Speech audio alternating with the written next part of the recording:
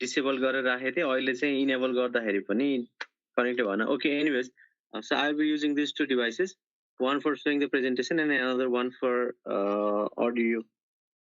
Okay, हिजोको हामीले discussion गरेको कुरामा केही नयाँ डेभलपमेन्ट केही नि भएको छैन। मैले क्वेरी चाहिँ राखेको थिएँ, अब त्यसको एन्सर आउन चाहिँ टाइम लाग्ला।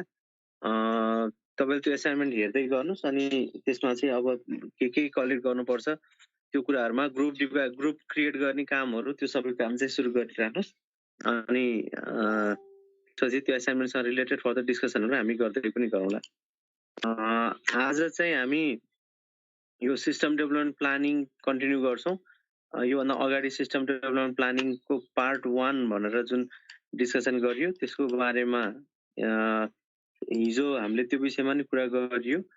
सिस्टम डेभलपमेन्टको स्टेजेसहरुको हिजो चाहिँ असाइनमेन्टकै बढी कुरा गरियो। यो भन्दा अगाडि चाहिँ हामीले फिजिबिलिटी स्टडी सम्मका कुराहरु अनि रिसोर्स प्लानिङको कुराहरु हामीले गर्यौं। अब एउटा चाहिँ प्र्याक्टिकली गर्ने काम चाहिँ यो माइक्रोसफ्ट प्रोजेक्ट युज गरेर गर्ने काम चाहिँ बाँकी छ। त्यसलाई चाहिँ तपाईहरुको आफ्नो प्रोजेक्टसँग रिलेटेड काम प्रोजेक्टमा वर्क ब्रेकडाउन स्ट्रक्चरसम्म आइडेन्टिफाई तपाईहरुले गरिसकेपछि अनि त्यसपछि त्यसलाई चाहिँ मैले एउटा जेनरलाइज तरिकाले गर्ने, तपाईहरुले आफ्नो प्रोजेक्टको गर्ने हिसाबले अनि प्र्याक्टिस गर्दा बेटर होला।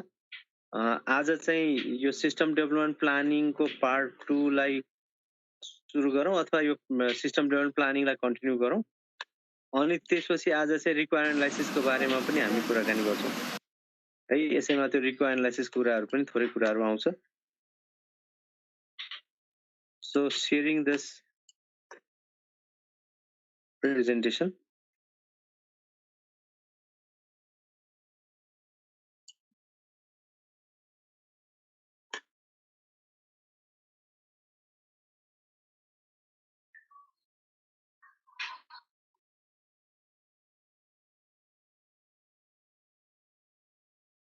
Okay, hope you can see this presentation clearly.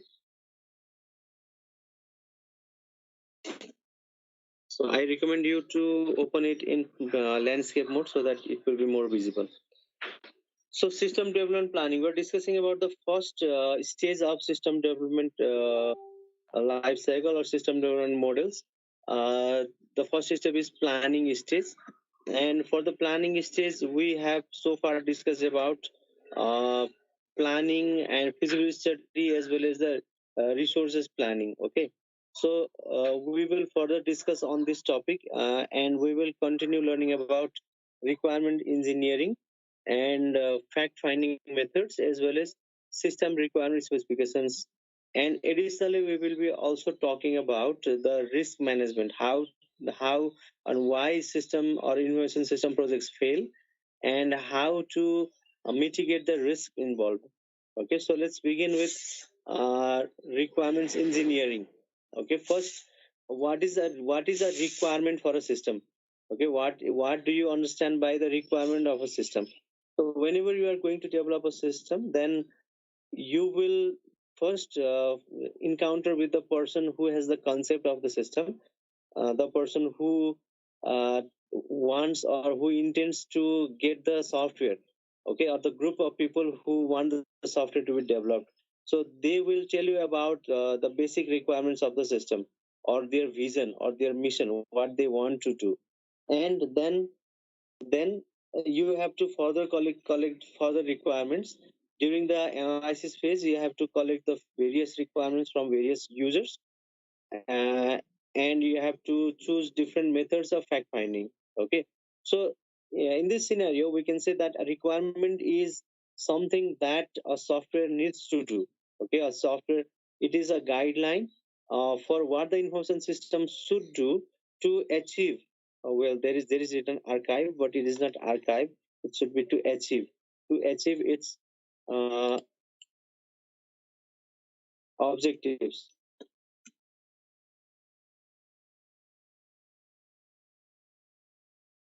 You say archive होइन है, achieve. HIEV.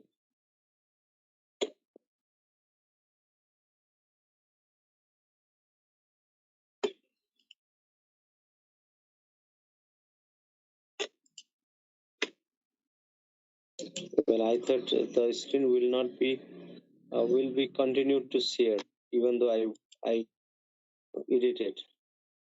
Okay. So requirements will tell you about what the system is intended to do and what it should perform to achieve the objectives set for the system. So requirements can be divided into high level requirements and low level requirements. The high level requirements are the overall goal of the system. What the main goal system achieves to do.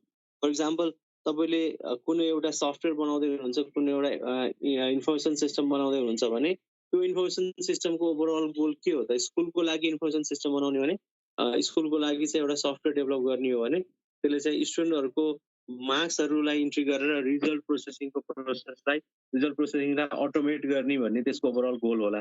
अथवा एकाउन्टिङसँग related जति पनि information छ त्यो इन्फर्मेसनलाई र अनि बिलहरू print गर्ने कामलाई अटोमेट गर्ने होला।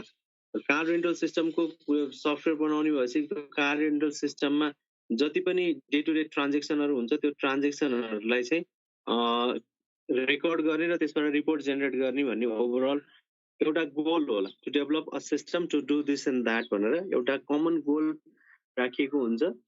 This common goal is called the high level requirement and it is determined at initial planning stage by the analyst. एनालिस्टले इनिसियल प्लानिङको फेजमा अर्थात् सुरुमा हामीले भन्दा अगाडि जुन कुरा गऱ्यौँ डेभलपर अनि भेन्डरहरूको बिचको मिटिङ भेटघाटले चाहिँ के बनाउनु खोजेको रहेछ भन्ने कुरा थाहा हुन्छ। That is called the high level requirement. And further moving on the details of these the high level requirements, we get to the low level requirements, which are gathered by various sources. Okay, these are collected from various sources that are linked to the organization for which we are developing the system. So these requirements need to be collected from various sources, need to be various types of methods or tools need to be used to extract these information, and these data or these requirements or this information will later develop the system requirement specification document. That is the main documentation of the analysis phase. System analysis phase को सबभन्दा के अरे important output भनेकै requirement specification हो। यही requirement specification तयार पार्नको लागि त्यसको लागि तपाईले के गर्नु पर्यो त भन्दा रिक्वायरमेन्ट्सहरु पहिला ग्यादर गर्नु पर्यो, त्यसलाई एनालाइसिस गर्नु पर्यो, प्रायोरिटाइज गर्नु पर्यो, त्यसलाई स्क्रुटिनाइज गर्नु पर्यो, अनि त्यसबाट रिक्वायरमेन्ट्सहरु के हो के होइन भन्ने कुरा थाहा हुन्छ। So what would happen if you don't collect enough accurate information before you start the project? Okay, यो हामीले अस्ति नै पनि कुरा गरेको थियो सायद। पछि गएर चाहिँ के प्रब्लम हुन सक्छ जुन कारणले गर्दा सिस्टम डेभलपमेन्टमा डिले हुने, युजरलाई जे चाहिएको छ त्यो कुराहरू आइडेन्टिफाई नहुने अथवा युजरले खोजे अनुसारको सिस्टम नबन्ने, यस्तो थुप्रै प्रब्लमहरू चाहिँ हुन सक्छ। Okay, so there are many problems that we face if we do not have the clear requirements at the beginning of the project. अनि यसको बारेमा मैले तपाईलाई पहिला पनि भनेको थिएँ। यसको बारेमा के भनेको थिएँ भने युजरको रिक्वायरमेन्टहरु चाहिँ सबै खालको डेभलपमेन्ट मेथड्समा युजरको रिक्वायरमेन्ट सबै पहिले क्लियर हुँदैन। युजरको रिक्वायरमेन्टहरु चाहिँ के हुन्छ त, त्यो चाहिँ चेन्जेबल हुन सक्छ। यदि हामीले एजाइल मेथोडोलोजी युज गर्छौं भने युजरको चेन्जिङ निड्सलाई पनि एड्रेस गर्नुपर्ने हुन सक्छ। So I think we had already discussed these things. Requirement इन्जिनियरिङको कुरा, रिक्वायरमेन्ट ग्यादर गर्ने, एनालाइज गर्ने, फाइनलाइज गर्ने सबै यो अम्ब्रेला एक्टिभिटी हो रिक्वायरमेन्ट इन्जिनियरिङ भनेको। Requirement elicitation means gathering the requirements, and this means collecting data about the old system and new system. Requirement compilation means merging the requirements. Requirement validation means checking whether the given set of requirements is necessary for the system or not. So it is also known as the requirement analysis. And finally, the requirement specification documents will be the output. So for requirement engineering process, there are many different methods for collecting the data, and these basically these requirement collecting methods or techniques are basically asking the questions with the users. है, युजरलाई question सोधेर interview लिँदा होस्, क्वेसनरहरु दिएर survey गर्दाखेरि होस्, अथवा observation गर्दाखेरि होस्, ब्रेन स्टर्मिङ गर्दा, फोकस ग्रुप डिस्कसन गर्दाखेरि, यो सबै धेरै जसो यो सबै हैन, धेरै जसो कुराहरुमा चाहिँ questions कुरा आउँछ, and these questions may be in the form of who, what, where, when, how, and why. These WH questions will definitely help in collecting the requirements. So popular requirement engineering techniques can be interview, questionnaires or survey, observation, document review, data mining, brainstorming, focus group, etc. So what is SRS? System Requirement Specification. It is a structured collection of information that contains the finalized requirements of a system. So what does finalized requirements mean?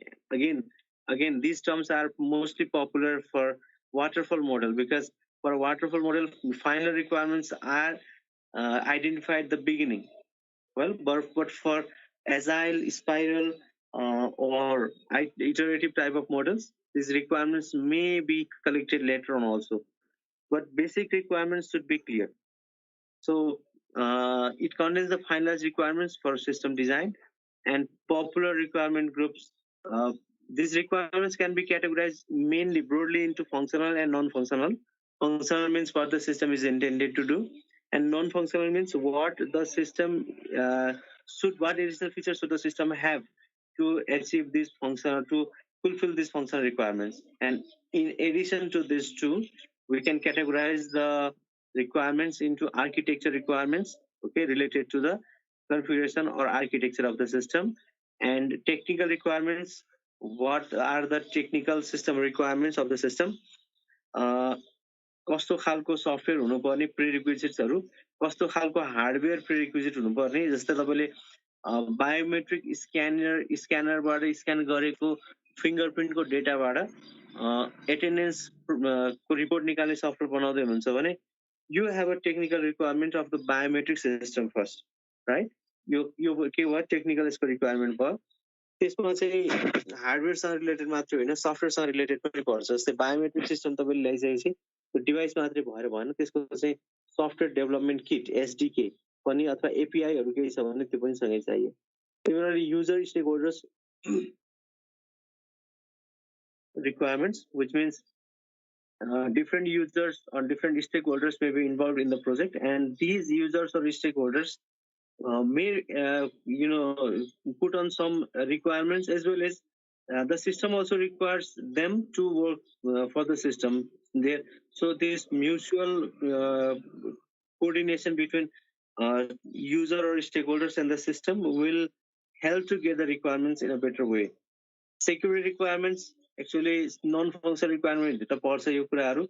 Security रिक्वायरमेन्ट्सहरू भनेको सिस्टमसँग related सेक्युरिटीको के छ requirement. कहिलेकाहीँ कुनै सिस्टमहरू चाहिँ secure system छ भने मात्रै त्यसलाई चाहिँ अपलोड गर्ने, इन्स्टल गर्ने पर्मिसन पाइन्छ. सेक्युर छैन भने अपलोड गर्ने, इन्स्टल गर्ने या रन गर्ने पर्मिसन नपाउन सकिन्छ. So the security requirements and user interface requirements means sometimes the users may tell us about these things. The system should be able to respond to the varied size of the screens भनेर भन्ला. कहिले user इन्टरफेसमा यो colour चाहिँ prioritise गरिदिनु, यो colour important छ, यो राखिदिनु, यो कलर चाहिँ हटाइदिनु भन्ने कुराहरू जस्तो होला. त्यस्तो युजर इन्टरफेससँग रिलेटेड युजरले दिएको रिक्वायरमेन्ट्सहरू पनि हुनसक्छ. or these may be the requirements that were gathered or collected during requirement elicitation or requirement specification process. Okay, so various types of requirements can be there, and as I already told you, we will also be discussing about the risk management factor here. किन risk म्यानेजमेन्टको कुरा important भयो भने requirement collection गर्ने काम त गरियो, system develop गर्नको लागि, डिजाइन गर्नको लागि सिस्टम रिक्वायरमेन्ट स्पेसिफिकेसन पनि तयार भयो. तर सिस्टममा चाहिँ के कारणले गर्दा सिस्टममा फेलियर आउन सक्छ या के कारणले गर्दा सिस्टममा प्रब्लम आउन सक्छ, रिस्क हुन सक्छ भन्ने कुराहरू पहिले आइडेन्टिफाई गरियो भने we can find the ways to mitigate or to reduce those errors. So process of identifying potential risk to the project, products, and getting prepared for it is called the risk management. Many projects fail due to developer did not identify risk, developer ignoring risk, developer did not prepare backup plan for a risk, and developer did not monitor the risk. So the faults are on the head of developers. So developers are required to identify the risk at the beginning. Okay, they should be able to identify what risk may be there in the system. अब कस्तो खालको रिस्कहरू हुनसक्छ त नि सिस्टममा हुन सक्ने रिस्कहरू भनेको के हुनसक्छ, ओभरअल प्रोजेक्टमा के हुनसक्छ, सिस्टममा के हुनसक्छ भन्ने कुराहरू, चाहिँ हार्डवेयर फेलियर सफ्टवेयर फेलियरसँग रिलेटेड रिस्कहरू हुनसक्छ, साइबर सेक्युरिटीसँग रिलेटेड सेक्युरिटी रिस्कहरू हुनसक्छ, डिनायल अफ सर्भिस एट्याक हुनसक्छ होइन, अनि त्यसपछि म्यान इन द मिडल टाइपको एट्याकहरू हुनसक्छ, तपाईँलाई वेब ब्राउजरको सेसनलाई ह्याक गर्न सकेर सेसनभित्रबाट ह्याक गर्न सक्ने हुनसक्छ. सो सेक्युरिटीसँग रिलेटेड रिस्कहरू पनि हुनसक्ने भयो, टेक्नोलोजीसँग रिलेटेड रिस्कहरू पनि हुनसक्ने भयो, अथवा ह्युमन बिहेभियरसँग रिलेटेड रिस्कहरू पनि हुनसक्ने भयो. सर्टेन ह्युमन बिहेभियरको कारणले गर्दाखेरि certain group of people may not like your software, and they may cause some problems in the system. So there should be the risk should not be ignored, and there should be a backup plan, which is generally called the plan B for risk. केही गरी यो risk चाहिँ आइहाल्यो भने, यदि यो risk सुरुमा threat थियो, त्यो थ्रेट चाहिँ रिस्कमा कन्भर्ट हुन्छ, अनि त्यो रिस्क चाहिँ फेरि एपियर भयो भने त्यसले चाहिँ ठुलै प्रब्लम लिएर आउँछ. त्यही भएर त्यसलाई पहिले मिटिगेट गर्ने कसरी भन्ने कुराको प्लानिङ एउटा हुनु पर्यो. And the developers must regularly monitor the risk, है, त्यो आफूले आइडेन्टिफाई गरेको रिस्कहरूलाई मोनिटर गरिरहनु पर्छ. So how can we manage the risk, रिस्कलाई म्यानेजमेन्ट गर्ने प्रोसेस चाहिँ फर्स्ट प्लानिङ, कहिले के गर्ने भन्ने कुराको प्लानिङ, त्यसपछि एसेस गर्ने रिस्क एसेसमेन्ट. रिस्क एसेसमेन्ट भनेको identify the potential areas where risk may take place, and similarly handling means त्यो एसेस गरेको कुरालाई ह्यान्डल गर्ने, जसले गर्दाखेरि चाहिँ रिस्क मिटिगेट गर्न सकिन्छ. रिस्क मिटिगेट गर्नको लागि सिस्टममा के रिस्कहरू आउन सक्छ त्यो आइडेन्टिफाई गर्यो भने त्यही अनुसारको स्ट्राटेजी बनाएर रिस्कहरूलाई मिनिमाइज गर्न सकिन्छ. And finally monitoring and reporting. So this phase is also one of the important phases. Why? Because if you keep an eye on these risks, then they do not get a chance to grow bigger, right? If a risk is ignored, then if a threat is ignored, then it will become a risk. And if a risk is ignored, then it will be so bigger that later on you won't be able to, even if you want, you won't be able to diminish, or you won't be able to remove that risk from your system. Okay, पछि गएर चाहिँ problem आउनुभन्दा पहिला त्यसलाई identify गर्ने, planning गर्ने, identify गर्ने, त्यसपछि त्यसलाई मिटिगेट या मिनिमाइज गर्नको लागि ट्राई गर्ने, अनि त्यसपछि त्यसको चाहिँ मोनिटरिङ गर्ने, जसले गर्दा त्यो मोनिटरिङले के पनि हेल्प गर्छ भने पछि आउन सक्ने त्यस्तो रिस्कहरूलाई चाहिँ मिनिमाइज गर्नको लागि पनि त्यो मोनिटरिङ प्रोसेसले हेल्प गर्छ.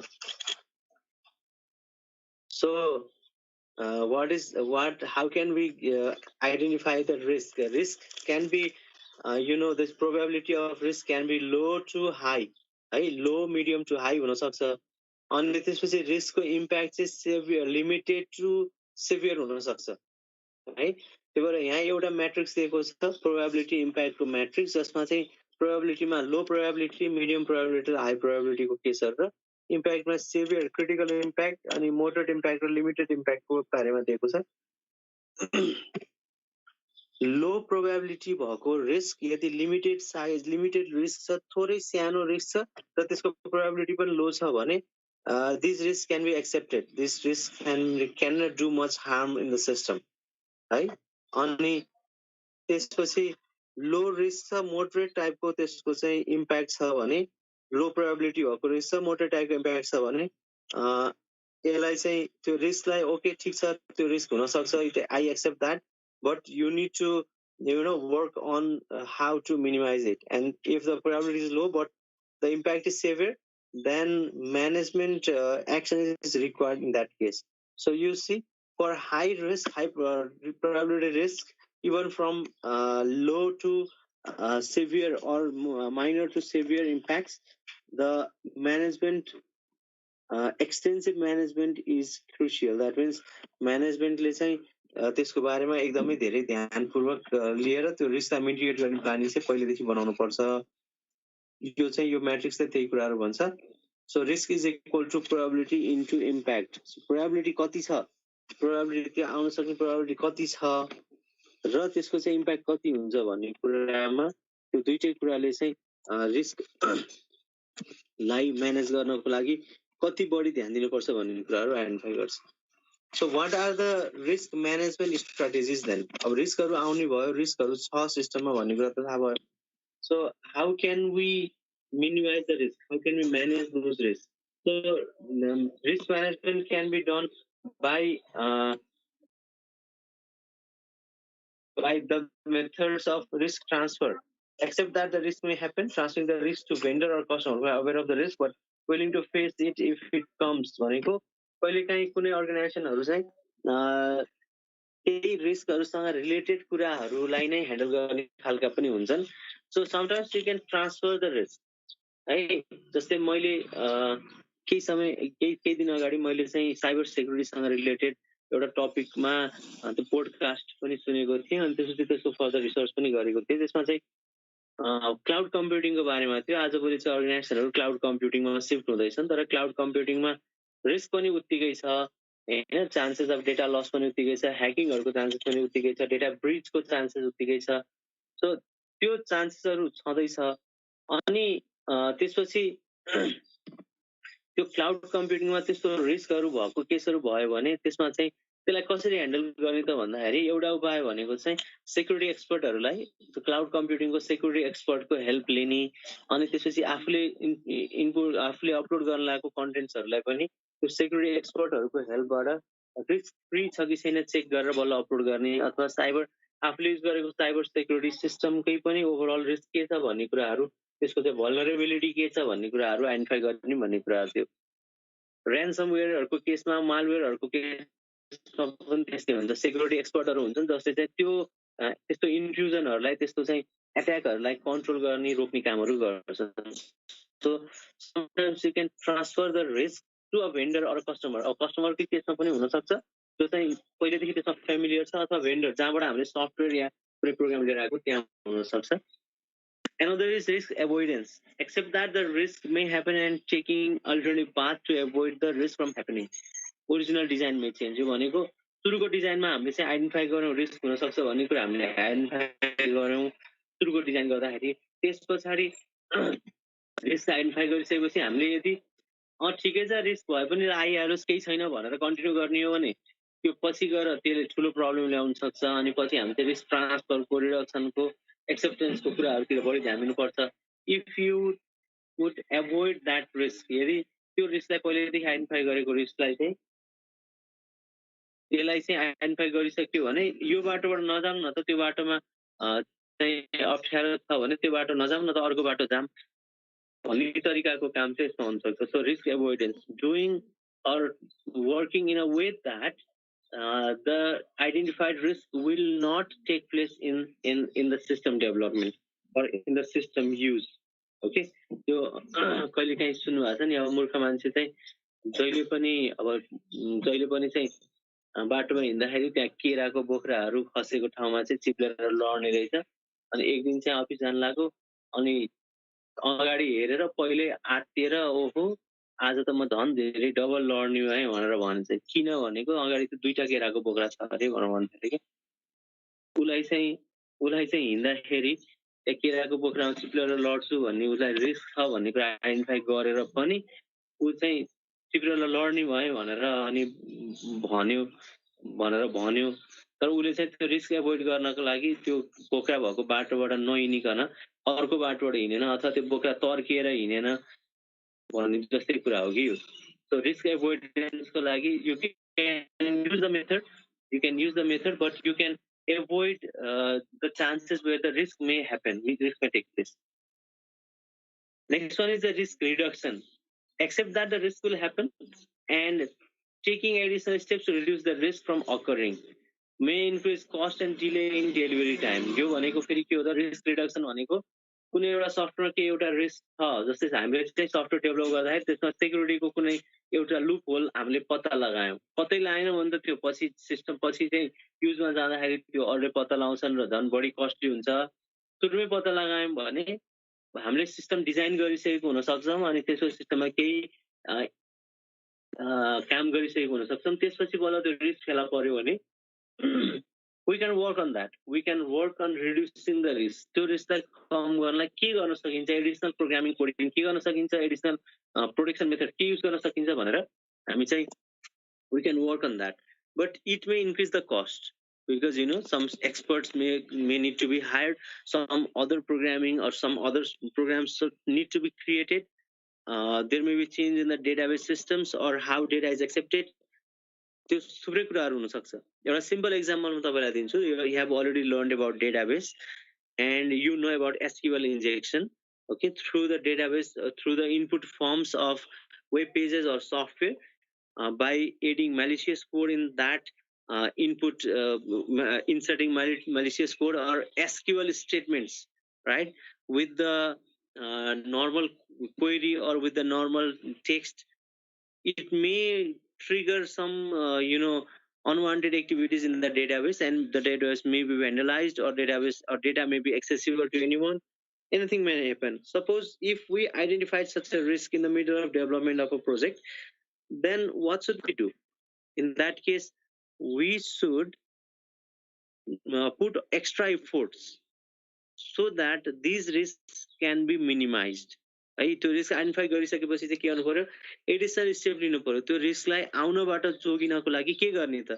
यदि हामीले चाहिँ एसक्यूएल स्टेटमेन्टहरु लेख्दाखेरि सिम्पल क्वेरीज लेखेका छौं, सेलेक्ट स्टेटमेन्टहरु लेखेका छौं भने अब प्यारामिटराइज्ड क्वेरीहरु युज गर्ने हो कि हैन, अथवा इनपुट बक्सहरुको डेटालाई चाहिँ क्लिन गरेर त्यसलाई चाहिँ क्लियर गरेर बल्ल क्लिन गरेको डेटा मात्र लिने हो कि, त्यसको लागि एडिसनल फंक्सन एप्लाई गर्ने हो कि, अथवा कोही एक्सपर्ट संस्थालाई लिने हो कि. There may be so many options for that. So this is about risk reduction, and sometimes the risk need to be accepted. Okay, no problem, risk आउन सक्छ ल, ठिकै छ, except that the risk will happen and implement total solution. अब त्यो risk आउँछ र रिस्कलाई चाहिँ एक्सेप्ट गरेर त्यसपछि त्यसको लागि चाहिँ फर्दर सोलुसनको लागि पहिले रेडी भएर बस्ने, अथवा के गरे रिस्क आइहाल्यो भने अल्टरनेटिभ यो काम गर्छु भनेर गर्ने हुन सक्छ. That can also be costly and time consuming. Okay, so this is about software development, the risk in system development. So we discussed about requirement engineering stages. Requirement engineering मा चाहिँ requirement elicitation अथवा requirement gathering को कुराहरु पर्छ.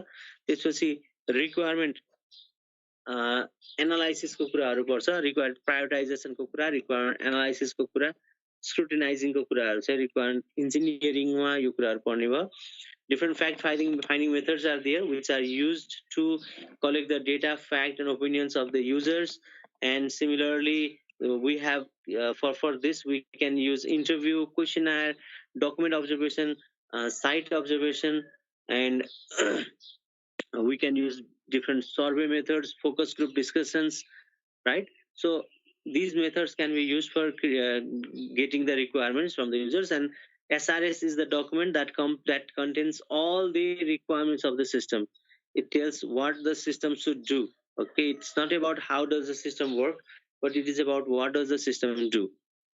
Okay, and IT risk management, we discussed about various chances of having risk in a software and how to mitigate this risk, how to apply different strategies to reduce the risk in software development. Okay, so this was about the system development planning. Okay, planning को कुराहरुमा यति कुराहरु भयो. अब risk system डेभलपमेन्टमा risk आउने कुरा चाहिँ जुनसुकै software development मा पनि त्यो रिस्कहरु आउन सक्छ. तर सफ्टवेयर डेभलपमेन्ट मेथोडोलोजी जुनसुकै मेथोडोलोजीमा पनि रिस्कका कुराहरु चाहिँ आइडेन्टिफाई गरिएको हुन्छ, रिस्कको कुराहरुलाई मिनिमाइज गर्ने गरी प्लान गरिएको हुन्छ. तर spiral methodology is a popular methodology that spends much of its time, time for requirement analysis को धेरै टाइम चाहिँ त्यसले चाहिँ केमा स्पेन्ड गर्छ भन्दाखेरि रिस्क एनालाइसिस को फेजमा स्पेन्ड गर्छ. Okay, so this is about system development planning. And now I'm going to share another presentation, and that is about system analysis. Okay,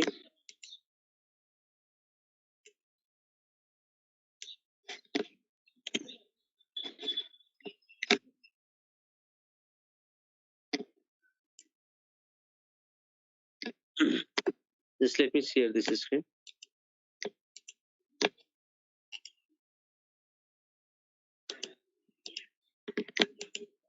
Well, हामीले पहिला योभन्दा अगाडि पनि सिस्टम डेभलपमेन्ट लाइफ साइकलको कुरा गर्दाखेरि पनि सिस्टम एनालाइसिसको कुरा धेरैचोटि गरिसकेका छौँ। फेरि त्यसको बारेमा फेरि फर्दर कुराहरू आउँछ। So system analysis, data analysis and system specification. So what is system analysis?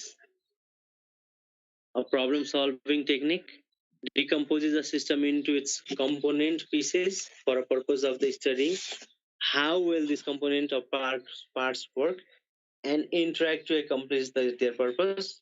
It involves data gathering, analysis and creating specifications. So again हामीले जुन प्लानिङ को कुराहरु गर्यौं त्यो प्लानिङमा आको रिक्वायरमेन्ट स्पेसिफिकेशन्स का कुराहरु अब एक्चुअली चाहिँ सिस्टम एनालाइसिस को फेजमा त्यसले मूर्त रूप पाउँछ। प्लानिङ को फेजमा हामीले खाली डेटा कलेक्सन गर्ने, कसरी गर्ने, के गर्ने, रिस्कहरुको प्लानिङ के गर्ने भन्ने कुराहरु गर्छौं भने अब त्यसलाई चाहिँ इम्प्लिमेन्ट गर्ने, त्यसलाई चाहिँ त्यो कुराहरुलाई चाहिँ अब इम्प्लिमेन्ट त नभनौं, त्यो कुराहरुलाई चाहिँ अब कलेक्सन गर्ने अनि त्यसपछि त्यसलाई एनालाइसिस गर्ने काम चाहिँ एक्ज्याक्टली सिस्टम एनालाइसिस को फेजमा आउँछ। So data analysis is the process of inspecting, cleaning, transforming and modeling data with the goals of discovering useful information, suggestion, conclusion and supporting decision making. So data analysis is crucial for system analysis.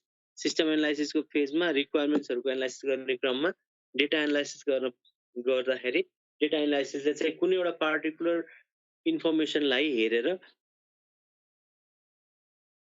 त्यसबाट चाहिँ त्यो information exactly के हो र त्यो के को लागि चाहिन्छ भन्ने कुराहरु आइडेन्टिफाई गर्न सकिन्छ। The process of data analysis. How do we conduct data analysis? Collection and storing data, training data, analyzing data, creating output information and conclusion of analysis.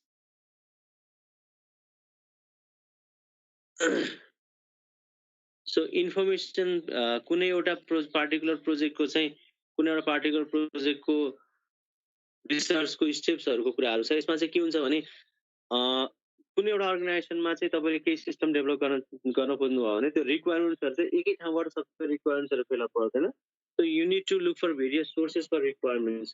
अब त्यही रिक्वायरमेन्ट डेभलपमेन्ट टुलहरुमा पनि फरक फरक टुलहरु धेरै खालका टुलहरु हुन सक्छन्। रिक्वायरमेन्ट ग्यादरिङको टुलहरु त्यो मध्ये कुन चाहिँ बेस्ट फिट हुन्छ भन्ने कुरा आइडेन्टिफाई गर्नु पर्यो र त्यो डिफरेन्ट सोर्सेसबाट आएको रिक्वायरमेन्टलाई एकै ठाउँमा कम्बाइन गर्नु पर्यो।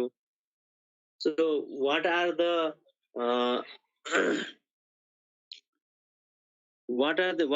the different methods of data collection and compilation for analysis? अब हामीले चाहिँ डेटा एनालाइसिस को कुरा गर्दै छौं भने डेटा एनालाइसिस को केसमा चाहिँ ट्रेडिसनल मेथड्सहरुले कस्तो के गर्छन् भने एकदमै त्यो इन्फर्मेसन सिस्टमहरुको सिम्पल इन्फर्मेसन सिस्टमहरु युजरलाई अथवा प्याकेज सिस्टमहरु या टेलर सिस्टमहरु जुन चाहिँ कस्टमरको लागि चाहिने कस्टमरको रिक्वायरमेन्ट अनुसारको चाहिने सिस्टमहरु छ त्यो सिस्टमलाई एमआईएस सिस्टमहरुलाई ट्रान्ज्याक्सन प्रोसेसिङ सिस्टमहरुको लागि आइडेन्टिफाई गर्ने डेटाहरु कलेक्सन गर्ने मेथड ट्रेडिसनल मेथड्समा छ। इन्टरभ्यु, क्वेशनर, लिटरेचर रिभ्युहरु गर्ने, डकुमेन्ट अब्जर्भेसन गर्ने, डाइरेक्ट साइट अब्जर्भेसन गर्ने यो कुराहरु छ। अब अहिलेको रिक्वायरमेन्ट चाहिँ ट्रेडिसनल अथवा यो के भन्छ सिम्पल डेटा रिक्वायरमेन्ट्सहरु मात्रै भन्दा पनि अबको रिक्वायरमेन्ट्सहरु भनेको चाहिँ बिग डेटाहरु को पनि एनालाइसिस गर्ने हो। अब आजभोलि चाहिँ के भन्छ भने लार्ज भोल्युम अफ डेटा को प्रोसेसिङ को कुराहरु आउँछ। हामीसँग जति इन्फर्मेसन सिस्टमको युज बढ्दै गएको छ त्यो इन्फर्मेसन सिस्टमको युज गर्दै गएपछि हामीसँग different type of information, different varieties of information र डिफरेन्ट भोल्युम अफ एकदम हाई भोल्युम अफ डेटा लाई आइडेन्टिफाई गर्ने, स्टोर गर्ने खालको र प्रोसेसिङ गर्न सक्ने सिस्टमहरु चाहिन्छ है। यसमा चाहिँ अब बिग डेटा भन्ने बित्तिकै त्यसमा चाहिँ यु नो बिग डेटा को कन्सेप्ट चाहिँ आउने बित्तिकै 3 V's को कन्सेप्टबाट यसलाई हेर्न सकिन्छ। एउटा चाहिँ डेटाको volume, right? In big data that volume of data is tremendously high हैन। यो चाहिँ अब थुप्रै खालको बिजनेस ट्रान्जेक्सनको कुराहरू अनि भेराइटी अफ सोर्सेसबाट आउने बिजनेस ट्रान्जेक्सनका कुराहरूदेखि लिएर आइओटी इन्टरनेट अफ थिङ्स डिभाइसेसहरूसँग रिलेटेड कुराहरू पनि यसमा आउँछ so this big data come in very high volume and these are this can be streamed, this can be a stream of data or batch of data, and this data can be iterative, यो चाहिँ repeated हुने खालको data पनि हुनसक्छ अनि त्यसपछि यससँग related कुराहरूमा यसको भोल्युम बिग भोल्युमहरूको कुरा आउँछ जुन चाहिँ अघि भने जस्तै इन्टरनेट अफ थिङ्स डिभाइसेसहरूको कुराहरूबाट बिजनेस ट्रान्जेक्सनहरूबाट पनि यो डेटा चाहिँ डिफ्रेन्ट टाइप्स अफ डेटाको सोर्स त्यो हुनसक्छ in addition to that it can have data from the social media browsers and different other equipments as well. Okay, so next one is about velocity. त्यो data stream जुन छ big डेटाको केसमा data stream त्यो data stream चाहिँ एकदमै high स्पिडमा त्यो चाहिँ on and of अथवा अप एन्ड डाउन हुनुपर्छ भन्नाले सर्भरबाट क्लाइन्ट छ क्लाइन्टबाट सर्भर जाने कामहरू चाहिँ एकदमै हाई स्पिडमा हुनुपर्छ भन्ने कुराहरू छ त्यसपछि variety the data comes in various types of format है स्ट्रक्चर अनस्ट्रक्चर जुनसुकै फर्मेटमा पनि बिग डेटाको डेटा चाहिँ आउन सक्छ so using sensors IoT devices traffic camera satellite recording डिभाइसहरू एटसेट्राको डेटा पनि बिग डेटामा आउन सक्छ अनलाइन कलेक्सन्सहरू auto capturing of online transactions statistics from internet traffic and cookies so big data मा अब एनालाइटिकल कुराहरू पनि आउन सक्ने भयो अनलाइन ट्रान्जेक्सनको कुराहरू अब कतिपय कुराहरू त सेक्युरिटी रिस्कमा पनि पर्न सक्ने भए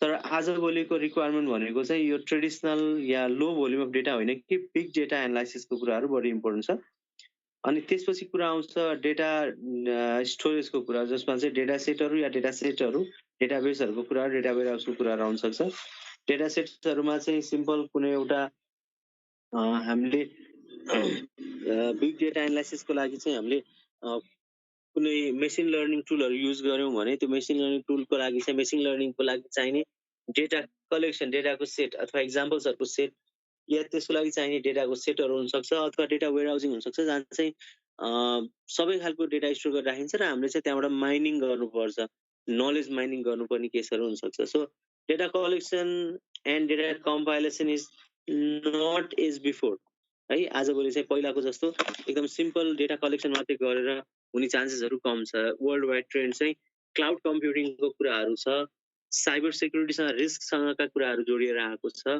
अनि त्यसपछि फास्ट सर्भिस दिनुपर्ने केसहरू छ अनि वेब कम्पेटेबल एप्सहरू डेभलप गर्नुपर्ने कुराहरू छ सो त्यसको लागि चाहिँ बिग डेटाको कन्सेप्ट चाहिँ हुनुपर्छ बिग डेटाको लागि फेरि डेटाबेस सिस्टमहरू नि अलिकति फरक खालको नयाँ डेटाबेस सिस्टमहरूको पनि कन्सेप्टहरू आएको छ सो डेटा एनालाइसिस प्रोसेसमा पर्ने data compilation data cleaning association visualisation and conclusion यसबाट चाहिँ डेटालाई what is it and how to remove the invalid and incomplete data redundant data कसरी रिमुभ गर्ने भन्ने कुराहरू आउने भयो डेटा एसोसिएसनहरू भनेको चाहिँ डेटाको एकअर्कासँगको प्याटर्न के छ एकअर्कासँग चाहिँ रिलेसन के छ भन्ने कुराहरू भयो डेटा भिजुअलाइजेसनमा डिफ्रेन्ट टुलहरू युज गरेर त्यो डेटालाई चाहिँ ग्राफिकल अथवा टेबुलर वेमा डिस्प्ले गराउन सकिन्छ त्यसपछि चाहिँ त्यो डेटा कलेक्सन गरिसकेपछि एनालाइसिस गरिसकेपछिको एनालाइसिसको रिजल्ट के हो त भन्ने कुरा आइडेन्टिफाई गर्न सकिन्छ जस्तै चाहिँ फेरि अगेन सिस्टम रिक्वायरमेन्ट स्पेसिफिकेसन डकुमेन्टहरू तयार गर्नको लागि चाहिँ त्यसले एउटा चाहिँ हेल्पको काम गर्छ ओके सो डेटा एनालाइसिसको रिजल्ट चाहिँ के हुन्छ त भन्दा सिस्टम रिक्वायरमेन्ट स्पेसिफिकेसन डकुमेन्टमा यसले चाहिँ हेल्प गर्छ अनि त्यसपछि यसमा अब यो डेटा एनालाइसिस गर्दाखेरिको समरीका कुराहरू त आउन सक्ने नै भयो So what about the system specification or system requirement specification? Your system specification भने पनि this is about requirement specification. What is the specification of the system means what is the system intended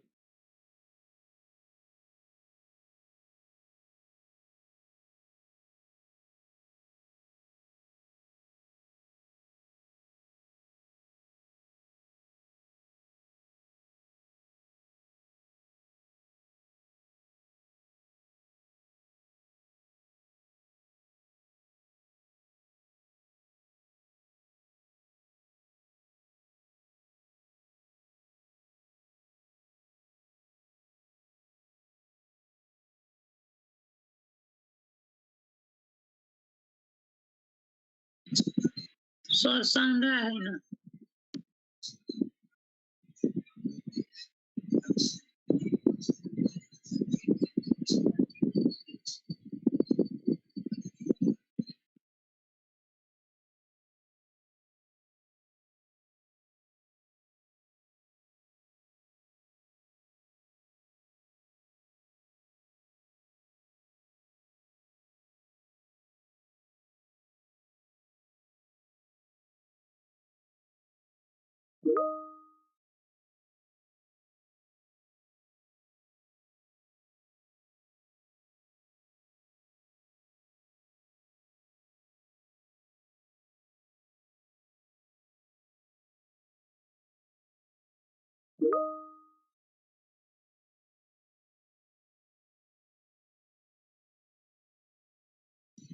साउन्डै गयो त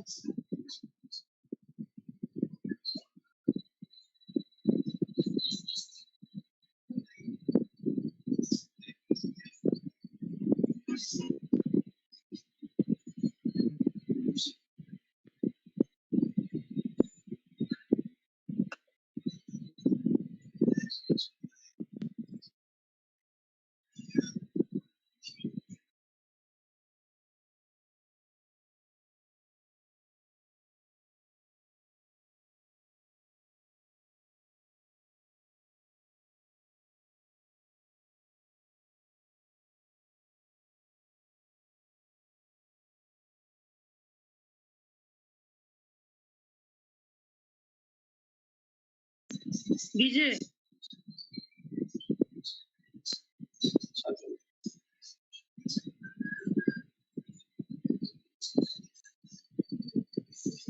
sir त of हुनुहुन्छ क्या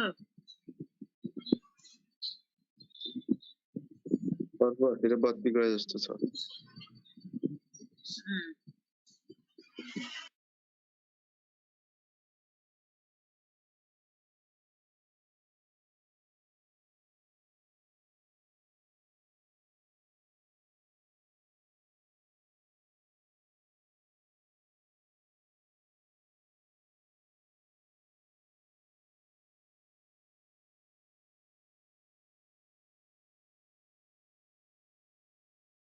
अहिले सुन्नेछ होला हैन ओके ओके अघि एकैछिन त म बोल्ने मात्रै भएछ यतापट्टि फोन अफ भएछ बोलिरहेको छु कतिवटा स्लाइडको बारेमा कुरा कतिखेर अफ भयो थाहै भएन यता ल्यापटपको फेरि माइक्रोफोन डिसेबल गरेर राखेको थिएँ so sharing this once again फंक्सनल रिक्वायरमेन्ट्सहरुको कुरा गर्दै थिए हाम्रो सिस्टम के रे यो केस स्टडी गर्दाखेरि पनि यो काम लाग्छ तपाईलाई चाहिँ आफ्नो केस स्टडी अनुसार चाहिँ कस्तो खालको फंक्सनल रिक्वायरमेन्ट के हो भन्ने कुराहरु चाहिँ हामीले थाहा पाउनु पर्छ so functional requirements means the function that the work that a system and its components should do okay so how it is described as a set of inputs the behavior that the system is supposed to accomplish functional requirement means what is the function of the system it's so clear right what is the function of the system it defines what the system is supposed to do for example main calculations that need to be performed अघि पनि भने नि जस्तै car rental सिस्टमले के गर्नु पर्यो different कारहरुको information अथवा चाहिँ डिफरेन्ट भेहिकलहरुको इन्फर्मेसन रेन्टलको लागि दिनुपर्ने कार या भेहिकलहरुको इन्फर्मेसन चाहिँ रेकर्ड गर्नु पर्यो that's a function technical details need to be included data manipulation and processing should be included in the system okay so these functional requirement means exactly what purpose is the software developed for or system developed for functional requirement हरुको weight you can see त्यो figure मा functional requirement को weight heavy किन देखाएको भने functional requirements are more important काम चाहिँ गर्नुपर्छ यो सिस्टमले काम गर्नुपर्छ भन्ने भयो in addition to doing the work should be done effectively okay so non functional requirement means how it defines how a system is supposed to do that means the qualities of a system criteria that can be used to judge the operation of a system. So system को कामलाई चाहिँ जज गर्न मिल्ने त्यसको चाहिँ measurable युनिट्सहरुमा त्यो सिस्टमको क्वालिटीलाई चाहिँ भन्छौं हामीले नन फंक्शनल रिक्वायरमेन्ट्सहरु भन्न खोजेको त्यसको युजेबिलिटी त्यसको रिलायबिलिटी त्यसको अवेलेबिलिटी त्यसको मेन्टेनेबिलिटी त्यसको युजर इन्टरफेसको कुराहरु होला सेक्युरिटीको कुराहरु होला non-functional requirements often concerns the qualities of a system which define in measurable terms. So it defines how a system is supposed to work, supposed to be.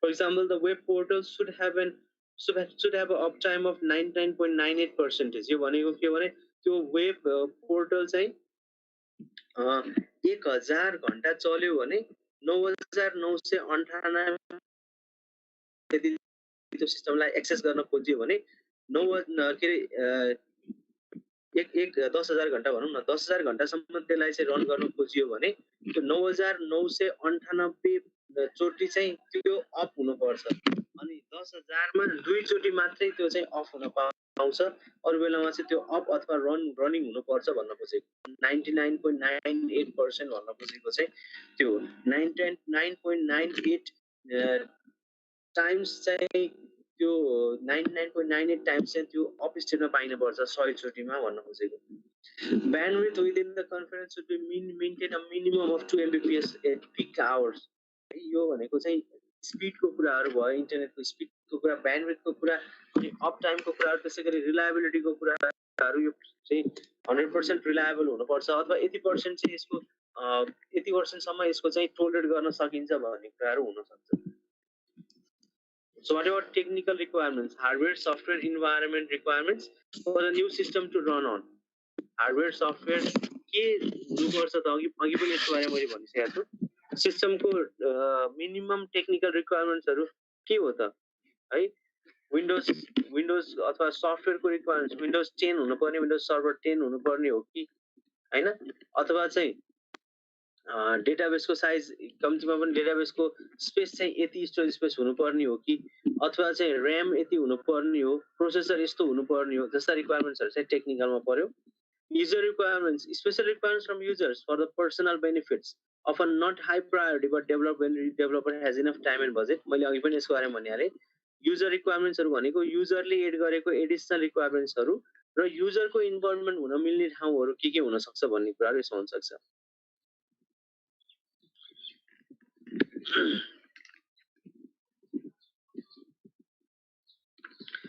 ल त्यहाँ त्यो कार्टुनमा हेर्नु भने त्यहाँ त्यो डिलबर्टको कार्टुनमा तपाईले देख्न सक्नुहुन्छ your user requirements include 400 features अरे 400 फिचर्स है क्यान यु बिलिभ दैट एउटा रिक्वायरमेन्ट छ 400 फिचर्स भनेर कुनै एउटा कस्टमरले चाहिँ कुनै एउटा युजरले सिस्टम रिक्वायरमेन्ट स्पेसिफिकेसनमा 400 फिचर्स भएको राख्यो त्यो भनेको त्यस्तो सफ्टवेयरलाई चाहिँ फिचर क्रिप भनेर भनिन्छ so what it says do you realize that no human would be able to use a project with that level of complexity यति धेरै फिचरहरु यति धेरै फिचर भएको छ फिचर क्रिप छ भने त्यसलाई गर्न सकिन्न भन्दाखेरि कस्टमरले के भन्छ okay good point I'd better it easy to use to the list अब त्यसमा easy to use भन्ने पनि एउटा अर्को फेरि फिचर उले चाहिँ थप्न लागेछ सो युजरलाई यदि हामीले चान्स दियौं भने युजरले चाहिँ फेरि धेरैवटा रिक्वायरमेन्ट्सहरु थप्न सक्छ so be careful these are not a high priority but this will be developed when the user has enough time and budget कहिले काहीँ युजरले यो एउटा यस्तो यो लेटर पनि प्रिन्ट गर्ने एउटा बनाइदिनु न यति क्लिक गरेपछि ट्याक्क लेटर प्रिन्ट हुने होस् न भन्ने पनि सोच्छ हैन हामीले त्यसलाई चाहिँ प्रायोरिटीको लिस्टमा राख्छौं बट लिस्ट प्रायोरिटी त्यो फेरि फंक्सनल रिक्वायरमेन्ट्समा पर्छ भने चाहिँ पर्यो है फेरि युजरको डिमान्ड फंक्सनल रिक्वायरमेन्ट्समा पर्छ सिस्टमको मेजर रिक्वायरमेन्ट हो भनेदेखि चाहिँ that is considered as the important one that is not ignored but suppose that is not of so important not that great important but